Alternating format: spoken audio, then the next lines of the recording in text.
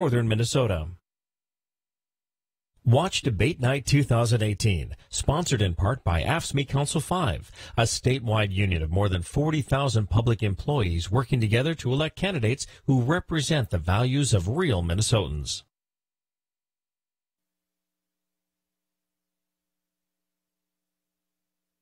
Debate Night 2018 is sponsored in part by AFSCME Council 5, a statewide union of more than 40,000 public employees working together to elect candidates who represent the values of real Minnesotans. Lakeland PBS, the Bemidji Pioneer, the Brainerd Dispatch, and Northern Community Radio are proud to present Debate Night 2018, a look at our area legislative candidates. And now, the State House of Representatives District 5B debate. Your moderator tonight is Bethany Wesley. Good evening and welcome to Debate Night 2018. We will feature 7 state legislative debates this week over 4 nights of television. Tonight we're live from our Lakeland PBS studio in Bemidji and we'll first begin with the candidates running for District 5B. Sandy Layman from the Republican Party and Pat Medure from the Democratic Farmer Labor Party. Our panel tonight features, from my left, Dennis Wyman, News Director for Lakeland PBS, Matthew Lidke, government reporter for the Bemidji Pioneer, and Heidi Holton, the News and Public Affairs Director for Northern Community Radio, KAXE and KBXE. Now, the rules for tonight's debate. Each candidate will get 3 minutes for an opening statement. Afterwards, our panelists will begin asking questions of our candidates. Some of these questions will be of the panelists' own choosing. Others may come from the public. The order of the candidates' responses will be rotated, beginning with opening statements and finishing with their closing statements. Each candidate will have 2 minutes for each question. Each candidate will also have the opportunity for a 1-minute rebuttal. Tonight, each candidate also will have the option of a 1-minute bonus time to add on to one of their answers. This can be used during the question to the initial question or during the rebuttal, but it can only be used once. Questions will continue until we are about 50 minutes into the debate, at which time we will move on to closing comments. Closing comments can be 2 minutes each. Okay, enough about the rules. We're going to get started. Opening the debate tonight will be Sandy Layman. Sandy, your opening statement. Hi, I'm Sandy Layman. I'm representative for House District 5B. I'm just finishing my first term this year and seeking re-election for a second term. I want to thank Lakeland TV and I want to thank all of you for being here tonight and hosting this important forum. We don't get enough opportunities to have these open discussions, and I'm looking forward to a good discussion tonight.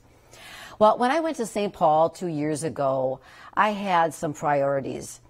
The priorities were health care reform, tax relief, investment in roads and bridges, and IRRB governance reform. When May of 2017 came around, I was happy to report that all of those priorities had been accomplished. The bills had been signed by the governor, and I could report back to my constituents that our priorities were achieved.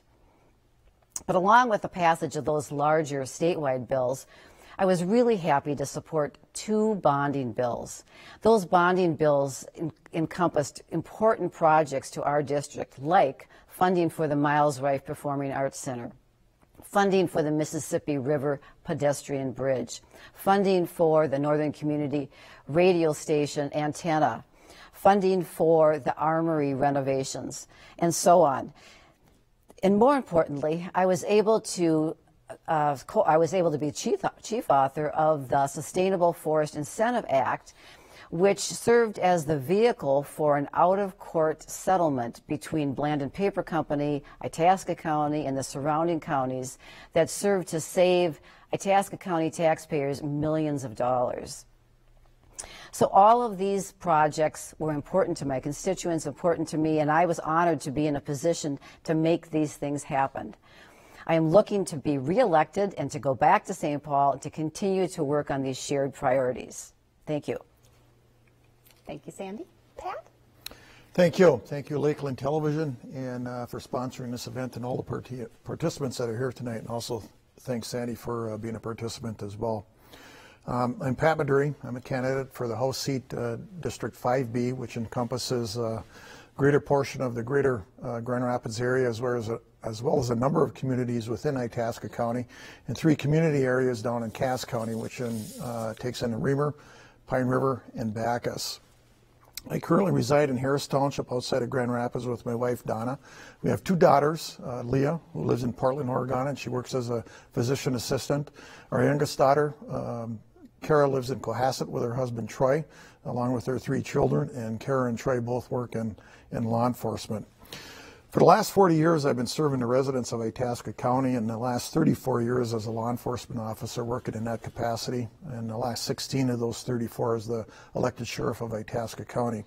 I retired 8 years ago as a county sheriff, and shortly thereafter I decided to run for school board for ISD 318, which encompasses Grand Rapids and Big Fork School District, and I've been serving in that capacity for the last 6 years. I'm also fortunate to serve on several regional and state boards as well, including RAMS, which is the Raines Association of Municipalities and Schools, Itasca Community Foundation, which I just finished my 6-year stint there. Currently serve on the Mardag Foundation out of the Twin Cities. My past and current community volunteer work is focused on such diverse issues as homelessness, which I serve on the Grace House Homeless Board in Grand Rapids, school district partnerships, healthcare. I serve on the Arrowhead ProCare Healthcare Board, which is a consortium of government entities that provide health insurance for those entities. Mine Planning Board, Domestic Violence Prevention and Business Promotion within the region.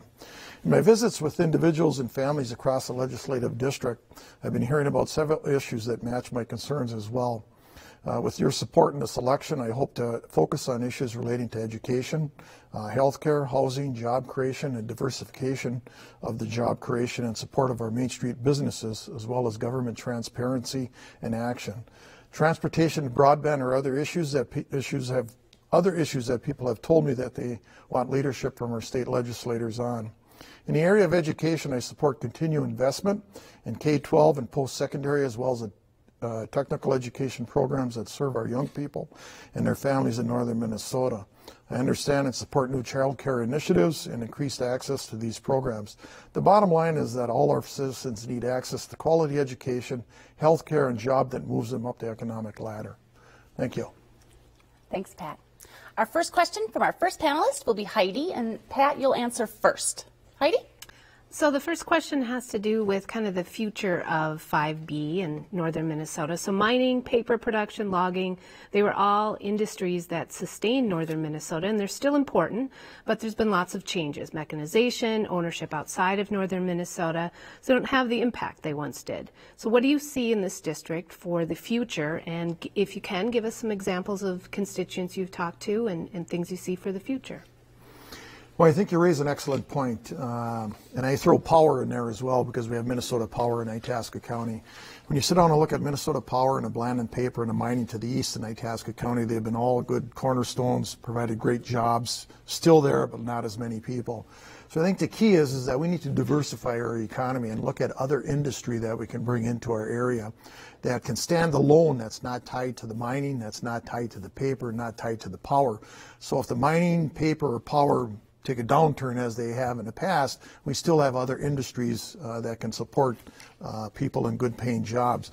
For example, we have Swan Machine in Grand Rapids. There's 14 employees there, good pay, good benefits, something that the city of Grand Rapids had expansion from, I think it was the community of Perm.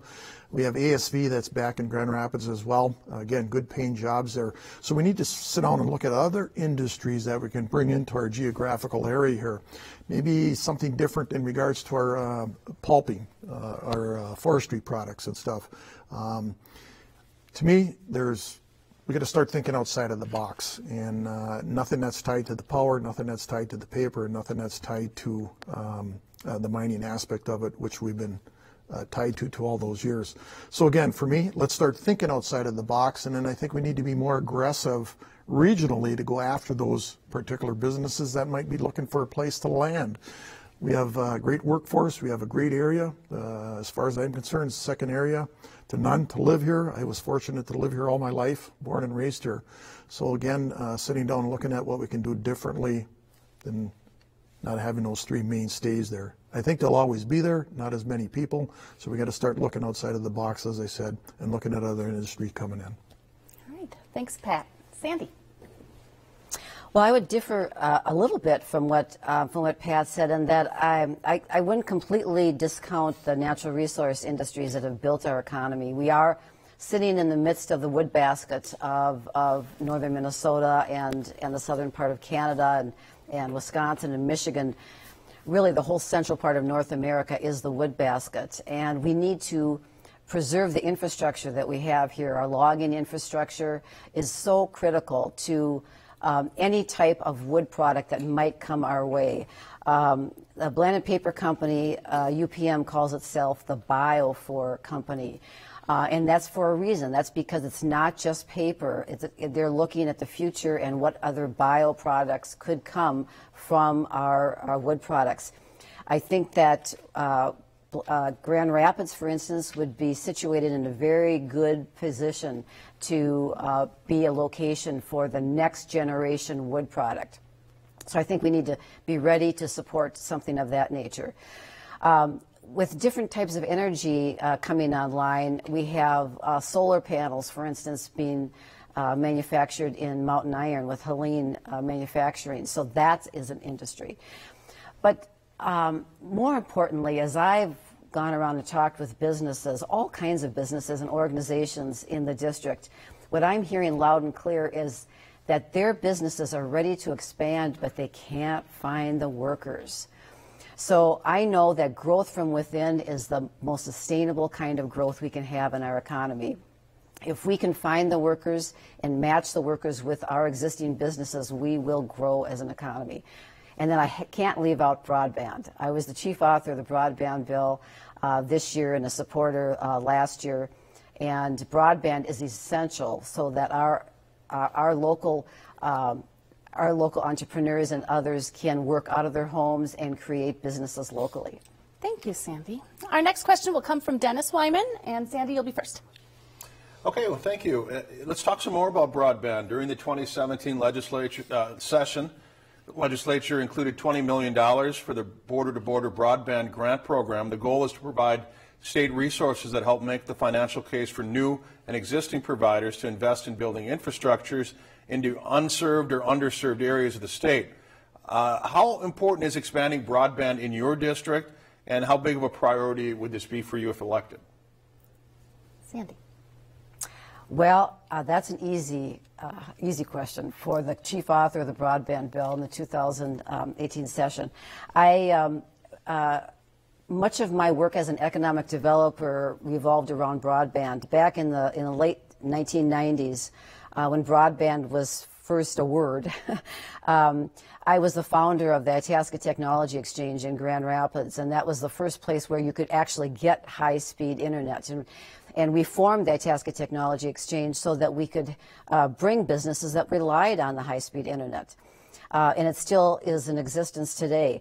But since that time, I have worked with the Do IT initiative that the IRRB started back in Commissioner Jim Gustafson's days, to the time when I was commissioner and led the broadband effort. And now I am privileged and honored to be in the legislature and actually to make the laws that would provide the funding for broadband.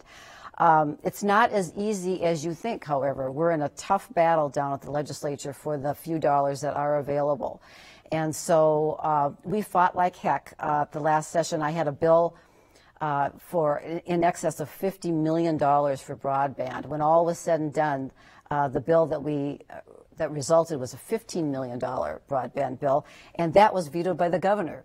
So I look at broadband just in Itasca County between the year 2015 and 2017, because of the border-to-border broadband program, $10.7 million has been invested in broadband just in Itasca County.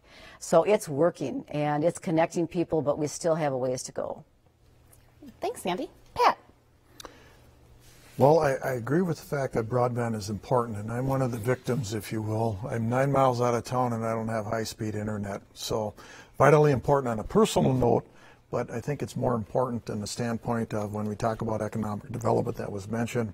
The local entrepreneurs that want to move up in our geographical area here, that's one of the things they had. Do we have broadband? They want to live on a lake someplace that might not be there. So I think it's vitally important to our survival of economic development. It's also important from the school standpoint aspect of it. Currently we have all of our students with iPads and homework assignments and things of that nature. We have parts of our county on 318, which is 2,000 square miles of the school district, doesn't have that capability of broadband. So again, I think it's vitally important that we create the plan, fund the plan, and make it sustainable going forward. If we truly want to do this, we truly need to make it a priority to have the funding in place and make it border to border across every nook and cranny in the state of Minnesota. And I know it's been said, you probably heard it many times, and I'll repeat it again. It's no different than the rural electric cooperative bringing power out to the rural areas years ago. It's not a want, it's a necessity today for the regular person to survive, so to speak, of paying bills electronically, having access to information, students and schoolwork, and again, as a piece of economic development. You know, we talk about the veto by the governor. Yeah, there was $15 million in the bill. We got to ask ourselves, why did the governor veto the bill and the money not get allocated? I think you sit down and look at it. It was a bad session this last session. Massive omnibus bill, a number of things in that bill that were not good for the state of Minnesota. So it kind of put it in a bad situation. Bad for all of us, but the reality was it was a bad bill going forward. So again, vitally important for us for our survival moving forward.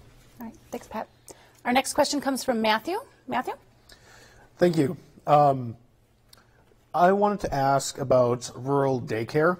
Right now in this region, communities such as Black Duck, which is more local, are facing a shortage of healthcare or daycare availability, which is putting a strain on workers because they're not able to find enough daycare for their children. What are some solutions that you are thinking of bringing to the table when you think of necessities like daycare for rural workers? Pat, you're first. Well, you're right. It is a problem. And I think added to that problem is the school component. And when I sit down and think about daycares, I think it's important that we sit down and have that component for the children under 5 years of age as well as part of the daycare. We got two initiatives that we're working on here in City of Cohasset and the City of Grand Rapids, just kind of getting off the ground. City of Cohasset one is a partnership with our school bond referendum that passed here in April. And the Cohasset School is going to get remodeled, and City of Cohasset is going to put a section of building on, and they're looking at partnering up with our local YMCA to provide daycare to help cover that daycare shortage. And number I heard, I think we have close to 500 young toddlers that are need access to schooling as well as daycare in itself. The other project is a project it's called the City of Grand Rapids is working on adding on to their Civic Center. There's some renovations that need to happen at the Civic Center, and they're also looking at some daycare possibilities as well. The bigger picture is I think we're going to have to come in these rural areas and do a public-private partnership, and that's looking like what the City of Cohasset is, in a sense, public-private. City of Cohasset's building the building, which is going to be tied to the school, but the local YMCA is going to be providing that service there. At least that's the direction that it's going.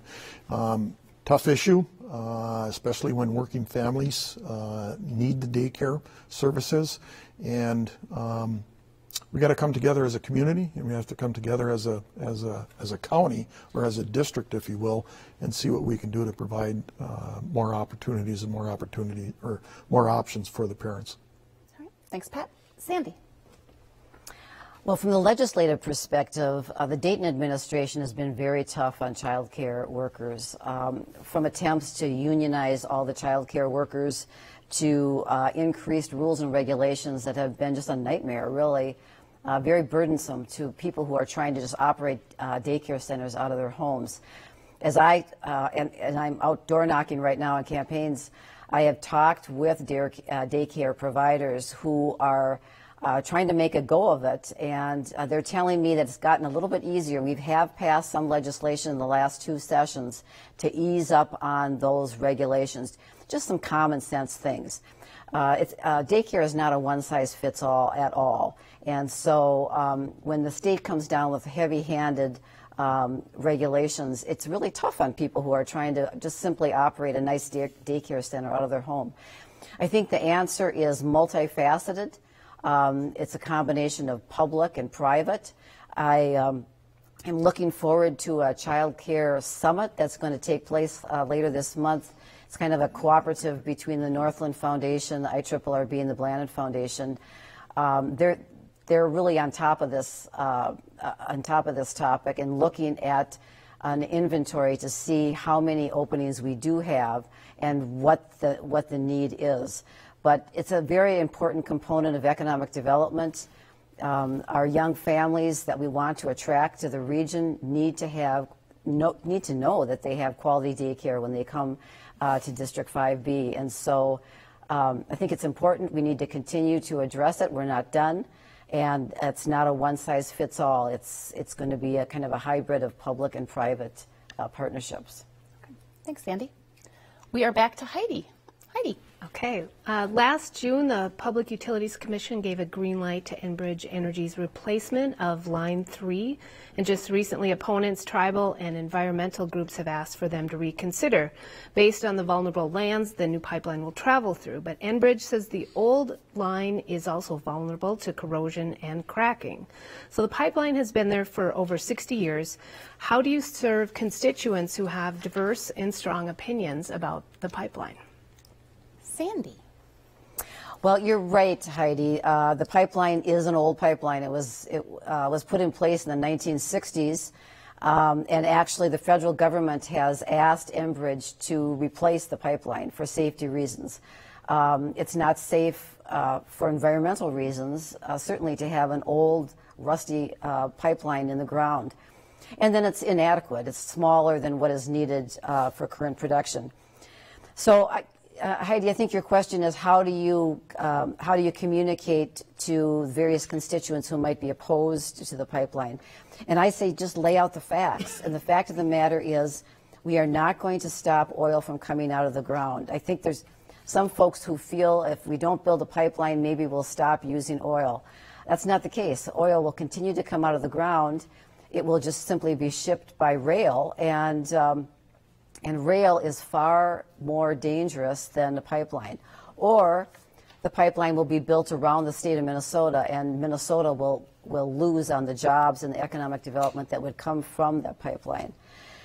So I'm a proponent of the Enbridge pipeline. I think that we need to recognize that we are still using oil. We still depend on the transportation of oil in a safe way. Enbridge has been asked to do this by the federal government, and I think Minnesota is ready to go with the Enbridge line. Okay. Thanks, Sandy. Pat. The pipeline is the safest way to transport the oil versus rail or versus by bulk truck. I appreciate the concerns that people have about it, but I think it really comes down to the piece of communication and listening, safety, taking into account all the pieces that come into play. There's a process that we go through, and that's part of the public utilities job to work through that process and work through it so that people have an opportunity to share their concerns, bring their concerns forward, and ultimately they have to make the decision on how to do it. And as mentioned, we're just not going to turn the light switch off and not pump oil tomorrow unless we have some other alternative. It's here. We're all dependent on it one way or another. How we got here today by the fuel in our cars getting here. So I think the key thing is to make sure that the lines of communications are open and they stay open. We continue to listen. And if something changes, we need to continue back to the people that have those concerns. But again, the pipeline is the safest way to transport that oil. I support Enbridge, and I'll just say, in my tenure in law enforcement, we had an incident out at ICC, and this goes back a number of years in a break in the line. And Enbridge was a very good company to work with back then. They cleaned the area up, put it back to the way it was. Yes, it displaced some people there, but I got to give them a lot of credit for what they did. They did a good job. And again, with what we're faced with today on the old pipeline, we have to sit down and look at, are we going to leave the old pipeline and continue to transport it there, or are we going to put a new pipeline in and make it safer on where we're at? And I really think that's where we're at today. And it is the safest way to transport. Okay. Thanks, Pat. Live TV, I forgot to ask you your rebuttal positions. And so, Sandy, did you want to rebut? You have a 1-minute rebuttal if you'd like to rebut to Pat, and then Pat, I'll give you the same opportunity. No, I think we covered the topic very well. Thank you. Pat? I would agree. Okay, thank you. Dennis Wyman. Well, a transportation question. What do you see as the predominant transportation challenges of this part of the state over the next several decades, and how do you propose that we meet them? Pat. Well, from my perspective, transportation is always going to be an issue. We have, I think it's 140-some thousand miles of road here in the state of Minnesota, and it's about maintaining those roads, and it's about creating a plan and finding the revenue stream to make sure that plan stays in effect. We can't continue to kick the can down the road every biennium to fund transportation. We need a long-term plan, and we need a long-term sustainability in place to make that happen. And I know this last legislative session we did the kind of shift that goes back to the plenty years of taking some out of the general fund. We bonded for it. We took some out of the reserves. We don't have a long-term sustainable plan for transportation going forward, and we need to have that. And you sit down and look at the last go-around on the commerce, corridors of commerce, outstate Minnesota was around Elk River area. Well, I don't consider Elk River outstate Minnesota. Outstate Minnesota is way beyond Elk River, and we didn't have any funding out of that go-around up here in northeastern Minnesota for that. So again, from my standpoint, we need a good transportation system that helps our businesses, it's economic development, it gets our products to market, but we need a long-term sustainable plan going forward. And sustainability is that funding piece. The gas tax has not been raised since 2008. It's not tied to inflation. There's just a number of things that we need to sit down and take a look at. And I appreciate the fact that nobody wants to raise taxes, but if we truly believe that transportation is economic development and we do need it to get our products to market, we have to invest in it. That's the bottom line.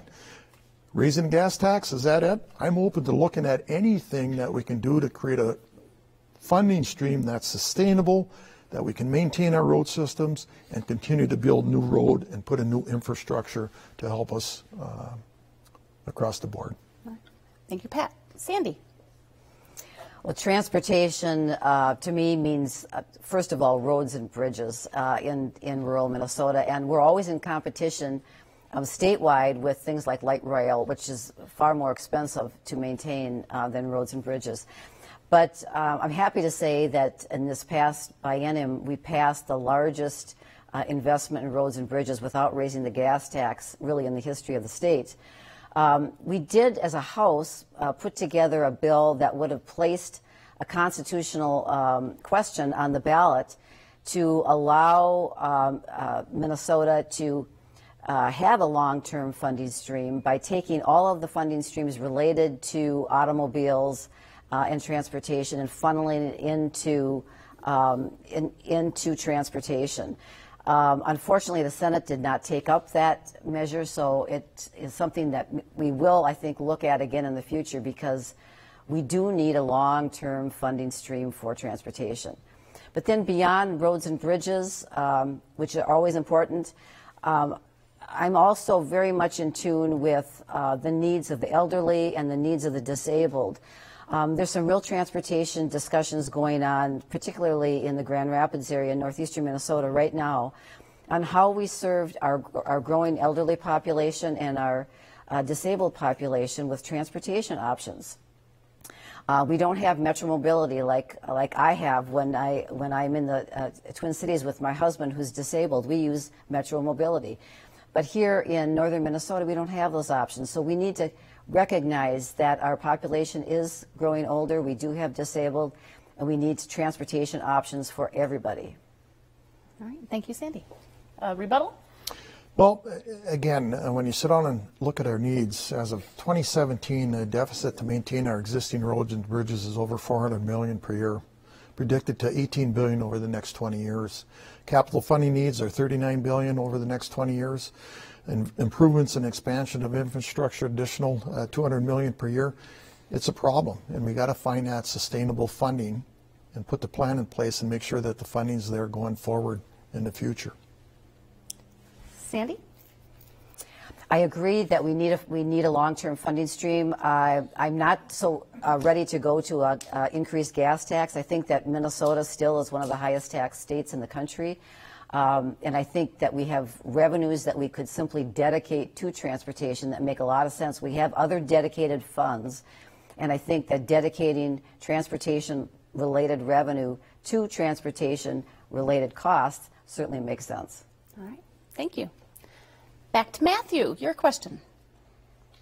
Healthcare remains a topic that's on the minds of many Minnesotans today. I wanted to jump into the topic of healthcare and get your thoughts on how you can help and how the legislature in general can help Minnesotans with their healthcare.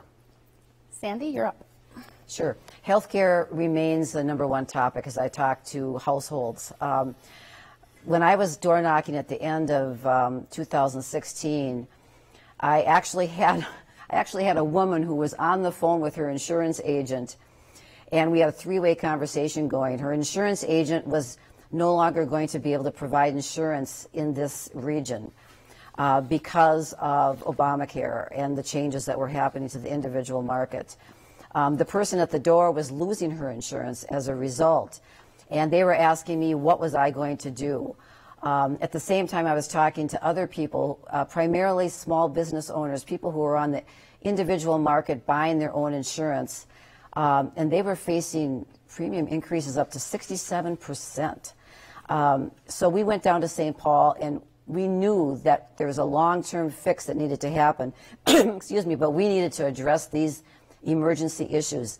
And so we prioritized our funding, and we put funding in place to actually reimburse people for 25% of the cost of their premiums.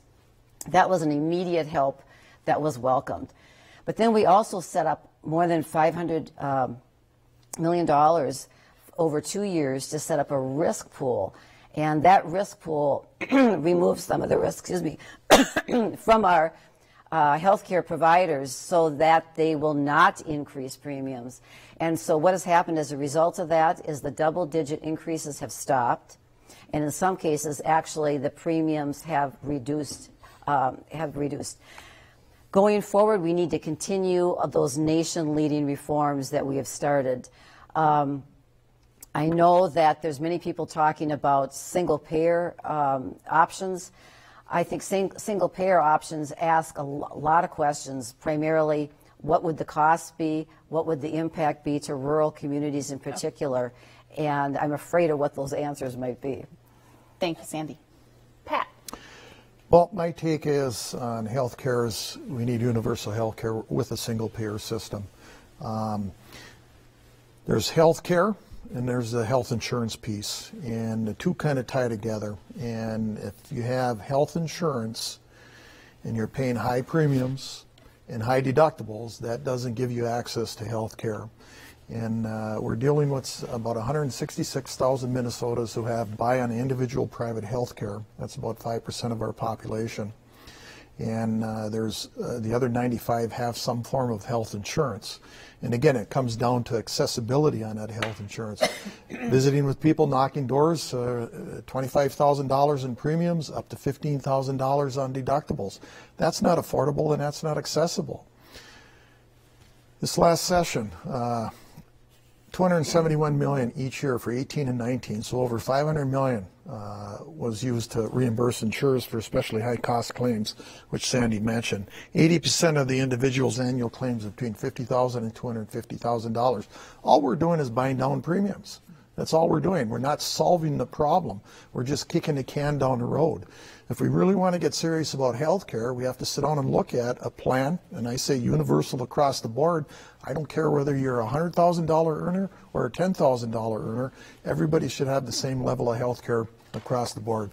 With that, we all need to have skin in the game to that, and whether that's on a percentage basis or whatever the case may be. We can't continue to kick the can down the road, and all we're doing is creating a wider divide between the people that have insurance with higher premiums and higher deductibles. In essence, that does not give them access to health care. All that's doing is making more money for the insurance company. The insurance companies are not going to be losing money, and it's all based on risk and what we're doing. Sandy, any rebuttal?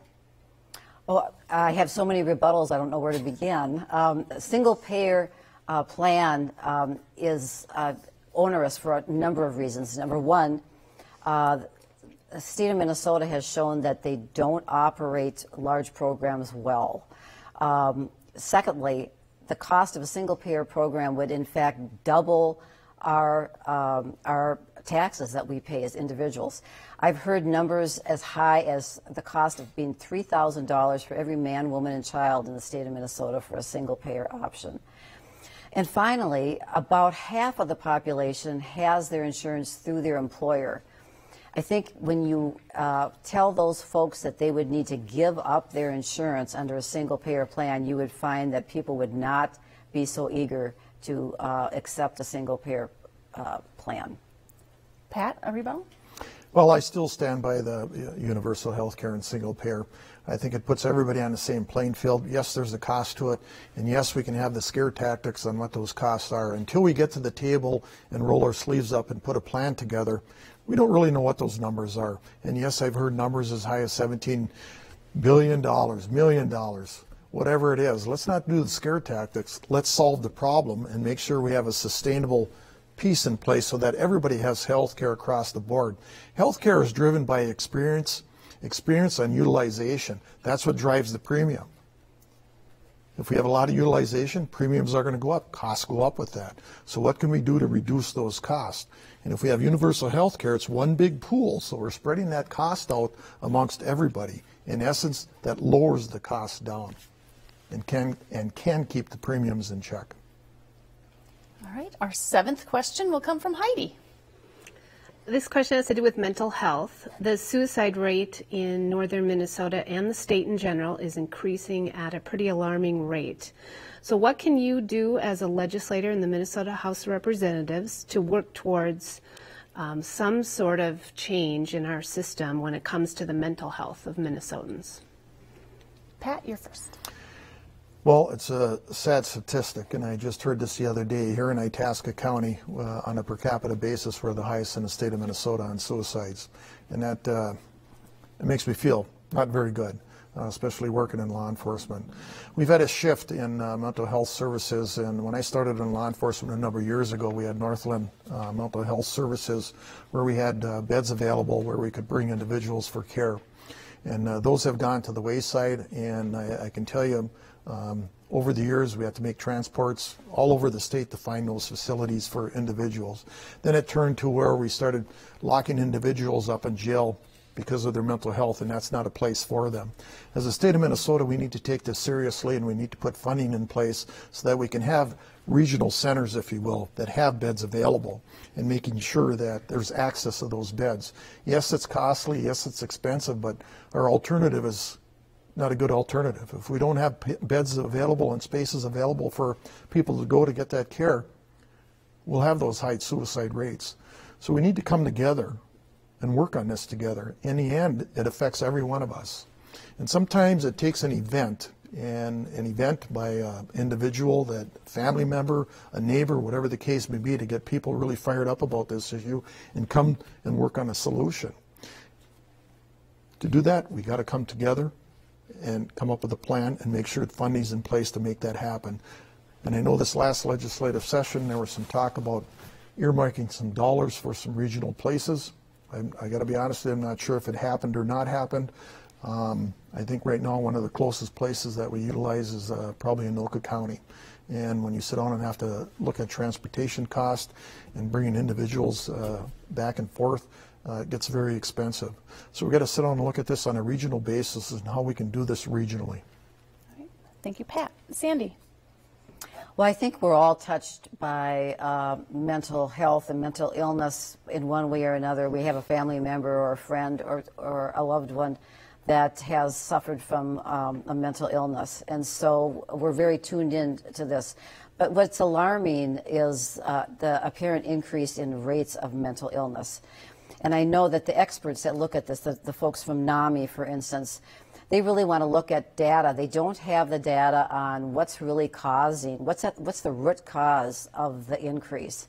And I would agree that in some of these cases, and it's the same thing with addiction, that we need to look at the root cause.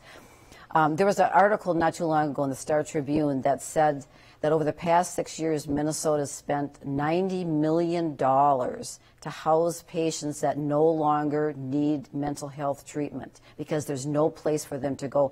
They're housing them in the Anoka Treatment Center. And I know that Itasca County sends folks down to the Anoka Treatment Center, which is very, very expensive. But they remain there because there's no place for them to go. In the last legislative session, we did, fortunately, in the bonding bill that did pass and was signed by the governor, there was money in that bonding bill for several regional centers. And our local communities are eligible to apply for those centers. So I think the problem is that when we closed down our large institutions, we didn't put in a good mental health infrastructure. We didn't have anything to replace it. We eliminated one system and didn't have something to replace it with. So now we are left with kind of a patchwork of assistance, and we're doing as best we can. But I think that it's at the top of the list of priorities for the state, and we'll continue to address it because it's also a cost driver for our local governments like Itasca County and Cass County. Thank you. Thank you. Pat, everybody?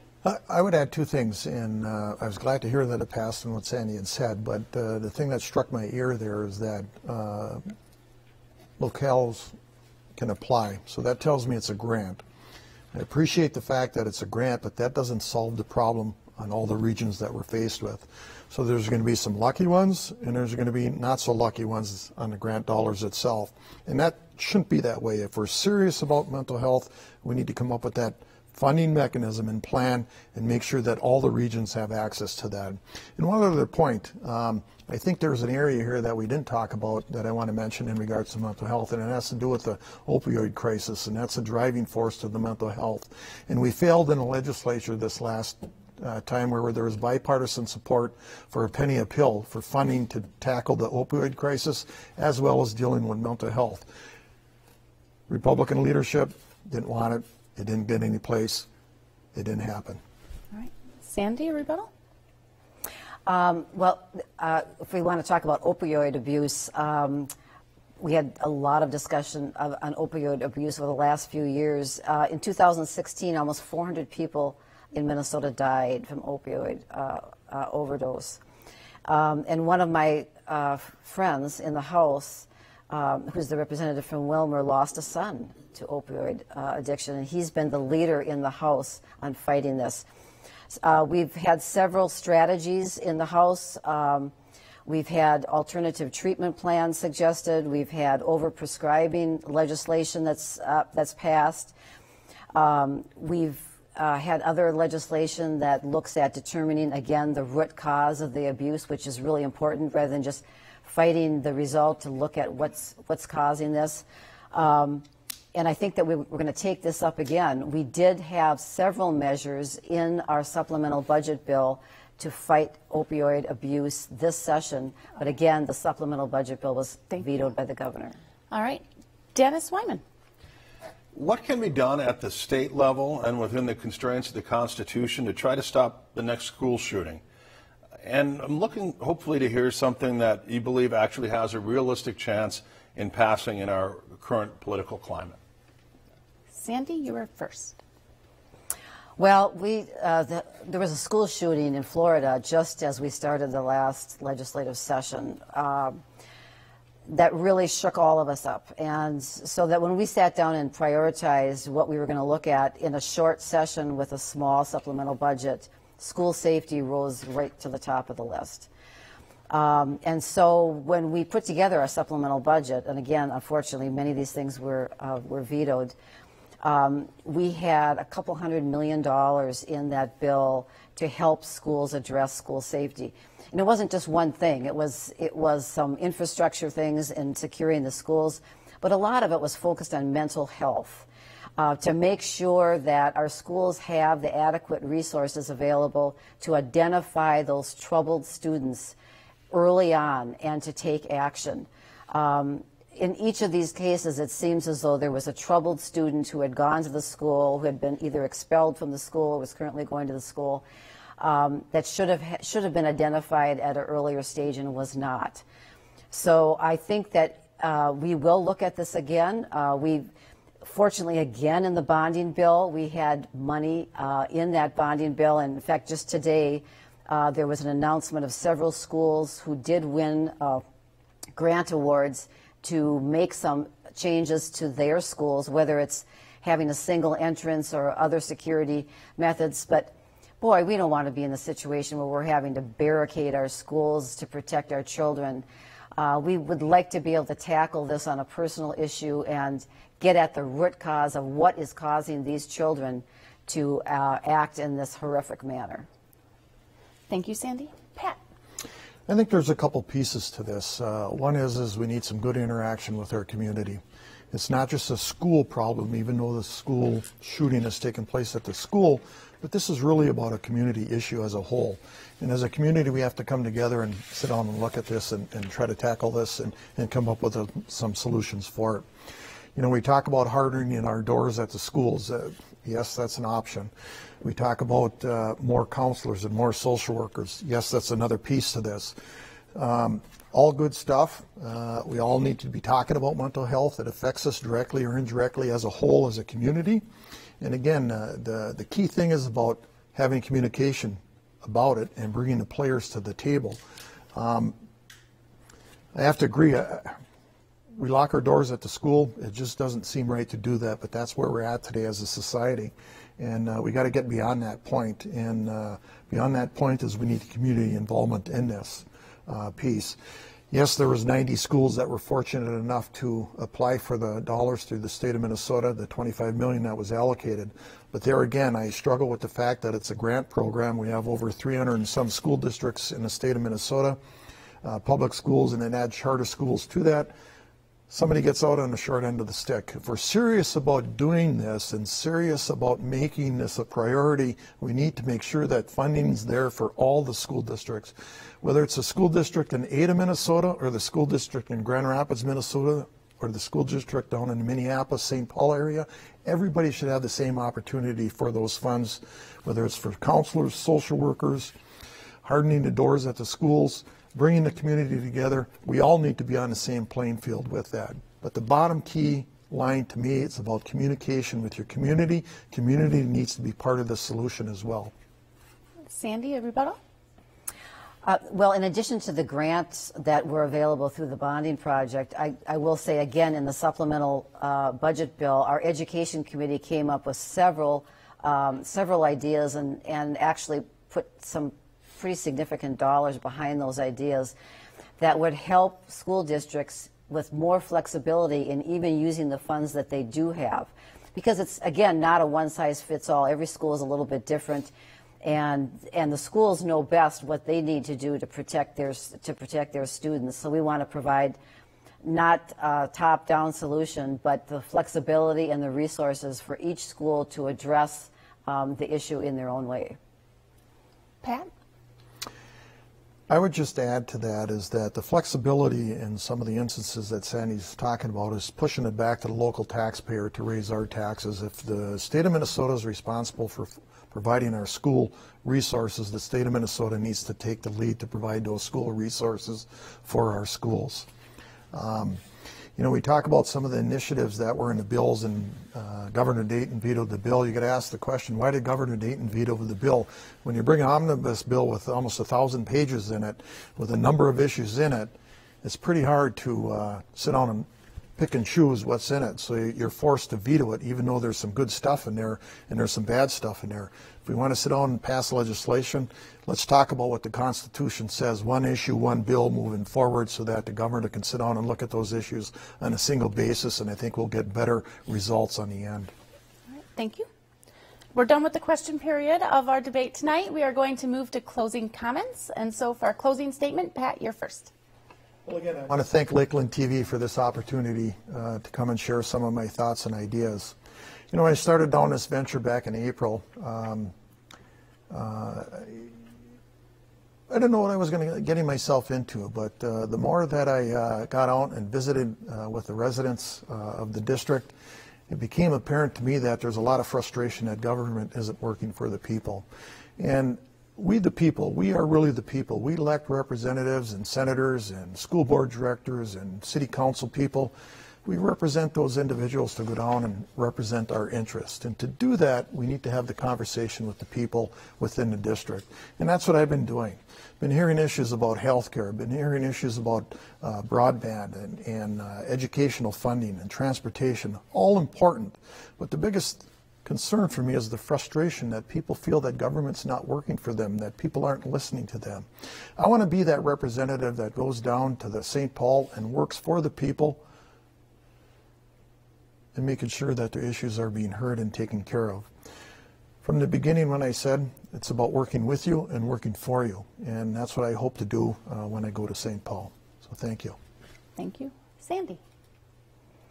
Well, again, I want to thank Lakeland TV for this opportunity tonight. I first ran for office 2 years ago because I wanted to put my experience to work for the people of District 5B in St. Paul. And I've been so honored to be able to do that. I hope that my constituents are as proud as I am of the accomplishments we've made in the last 2 years. Some of the work that we did actually involved stopping bad legislation and policy. And I'm pleased to say that we were able to reverse and in some cases actually stop some onerous rules and regulations that were preventing development from taking place and stopping northeastern Minnesota from moving forward. But then much of our work also involved passing major tax relief and then prioritizing our spending. We passed a $650 million tax relief bill that helped families, it helped Main Street businesses, helped farmers, it helped students paying back their loans, it helped people on Social Security by reducing the income tax that they pay the state on Social Security, which they shouldn't have to pay at all. And we made the largest investment, as I said earlier, in roads and bridges without raising the gas tax, really in the history of the state of Minnesota. And then most importantly is we made nation-leading reforms in healthcare that immediately helped stop the rapid increase that people were seeing in their health insurance premiums. I genuinely feel that we're on the right track, and I'm really seeing bright hopes for the future for northeastern Minnesota. I think that we've turned the corner in the last couple of years, and we're moving ahead, and I'm looking forward to going back to St. Paul and to continue to work on the shared priorities for District 5B. I want to thank both Sandy and Pat for agreeing to and taking part in our Debate Night 2018. If you missed any portion of tonight's debate or you want to watch it again, the full broadcast will be posted on the Lakeland PBS website within the next 24 hours. That site is lptv.org. This is just the first of several debates to come. We will continue to have debates throughout the week as we feature 7 legislative debates over 4 nights of television. Tonight continues as we next will feature the candidates for District 5A, Matt Bliss from the Republican Party and John Purcell from the DFL Party. Thank you everyone for joining us tonight, and we'll be right back with District 5A.